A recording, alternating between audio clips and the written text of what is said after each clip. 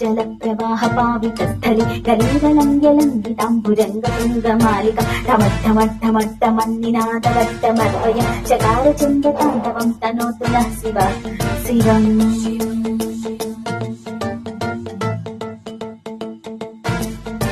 जटाकटाः सम्भ्रमभ्रमन्निलिम्पनिच्छरि विलोलवीचिवल्लरी विराजमानमूर्धनि धगद्धगद्धगज्जलल्ललाटपट्टपावके किशोरचन्द्रशेखरी रतिप्रतिक्षणम् मम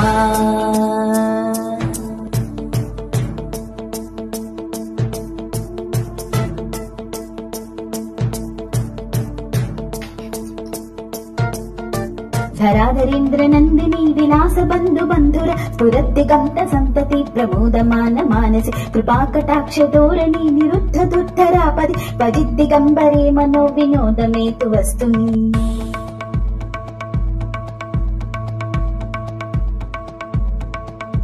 जटाभुजङ्ग पिङ्गळ स्फुरत्फणामणिप्रभ कदम्ब कुङ्कुमद्रव प्रलिप्त दिग्वधूमुखे मदान्ध सिन्दुर स्फुरत्वगुत्तरीय मेदुरि मनोविनोदमद्भुतम् बिभर्तु भूतभर्तरि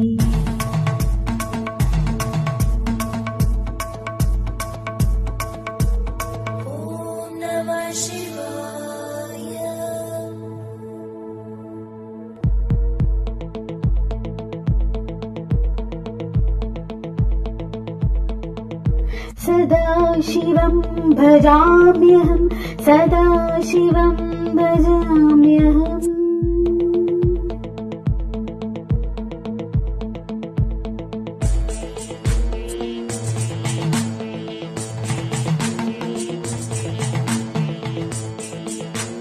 सहस्रलोचन प्रभृत्य शेषलेखशेखर प्रसूनधूलिधोरणी विदूसरान्ध्रिपीठभु भुजङ्गराजमालया निबद्धजाटजूटक श्रियै चिराय जायतां चकोरबन्धुशेखर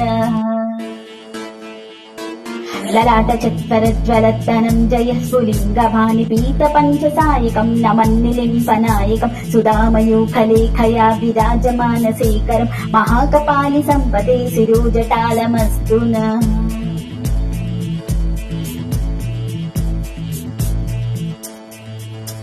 करालपालपट्टिका दगद्दगद्दगज्जलत्तनं जयाहुतिकृत प्रचण्ड पञ्चसायके धराधरेन्द्रनन्दिनी कुचाग्रचित्रपत्रक प्रकल्पनेक शिल्पिनी त्रिलोचने रतिर्ममा नवीनमेघमण्डली निरुद्धदुत्तरस्फुरत्कुहूनिसीदिनी तमः प्रबन्धभट्टकन्दर विलिम्पनिद्धरीधरस्तनोतु कृत्तिसिन्दुर कलानिधानबन्धुर स्त्रियं जगत्पुरन्दरः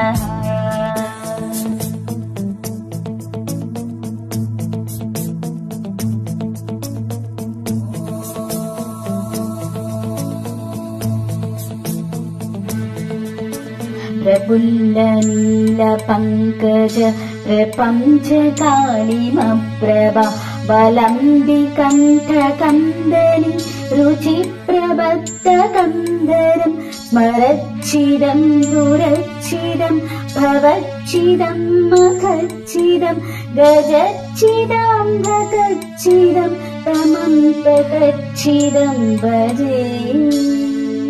अखर्व सर्वमङ्गल कलाकदम्ब मञ्जरी रसप्रवाह माधुरी विजृम्भणा मधुव्रतम् स्मरान्तकं पुरान्तकं भवान्तकं मखान्तकं गजान्तकान्तकान्तकं तमन्तकान्तकं भजे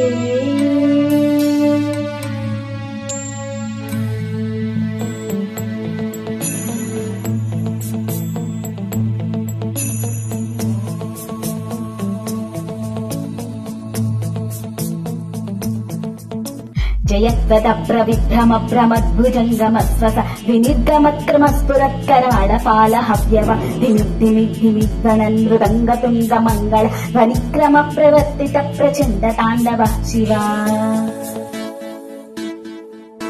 दृशद्विचित्रतल्पयोर्भुजङ्गमौक्तिकस्रज गरिष्ठरत्नलोष्टयो सुहृद्विपक्षपक्षयो तृणारविन्द चक्षुषु प्रजामही महीन्द्रयो समप्रवृत्तिकर्कदा सदा शिवम् भजाम्यहम्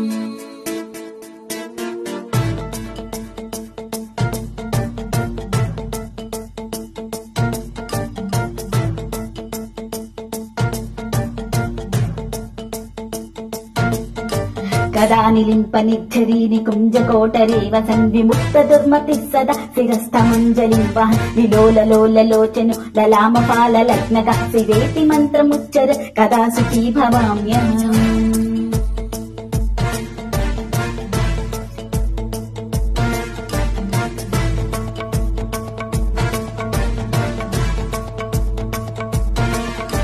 इदं हि नित्यमेव मुक्तमुत्तमोत्तमोत्तमं पठन् स्मरन् ब्रुवन्नरो विशुद्धिमेति सन्ततं हरे गुरो सुभुक्तिमासु याति नान्यदागतं विमोहनं हि देहिनं सुशङ्करस्य चिन्तनं विमोहनं हि देहिनं सुशङ्करस्य चिन्तनं विमोहनं हि देहिनं सुशङ्करस्य चिन्तनम्